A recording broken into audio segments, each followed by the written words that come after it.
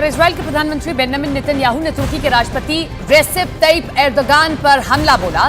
Netanyahu ने कहा कि वो तुर्की से लेक्चर नहीं लेंगे। बेंजामिन नेतन्याहू ने तुर्की पर आतंकवादियों का समर्थन करने का आरोप लगाया। नेतन्याहू ने यह भी दावा कर दिया कि तुर्की अपने शहरों और गांवों पर बमबारी करने के लिए जिम्मेदार है। तुर्की के राष्ट्रपति एर्दोगान ने गाजा में हमलों पर इजराइल की आलोचना की थी और हमास के आतंकियों को अपनी भूमि की रक्षा करने वाले लड़ाके बता दिया था।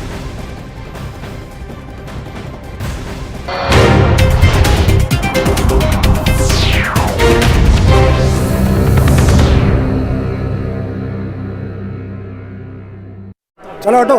आम लोगों की जान पर बनाई क्योंकि वहां 2000 से ज्यादा लोग मौजूद। हालांकि इजराइल ने दावा किया कि उसने किसी आम इंसान को निशाना नहीं बनाया।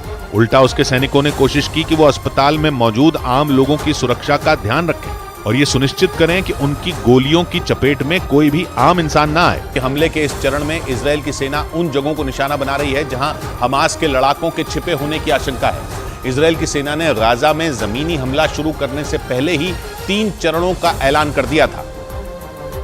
और पहले चरण में इजराइल ने हवाई हमलों और ग्राउंड ऑपरेशन के जरिए दक्षिणी इजराइल से लगने वाली उत्तरी गाजा की सीमा में हमास के ठिकानों पर हमले किए, क्योंकि वहां मौजूद हमास के ठिकानों को वो कवच माना जा रहा था जिसे तोड़े बिना इजरायली सेना के लिए गाजा में घुसना खतरे से खाली नहीं था। इसीलिए पहले चरण में इजराइल ने उत्तरी गाजा की सीमा पर मौजूद हमास के एक एक ठिकाने को चुन चुन कर तबाह किया। दावा किया गया कि इसके बाद बड़े पैमाने पर हमास के लड़ाके वहां से भाग निकले और वो शरणार्थी कैंपों और आबादी वाले इलाकों में छिप गए, जिन्हें खत्म करने के लिए इजराइल की सेना ने गाजा में हमले के दूसरे चरण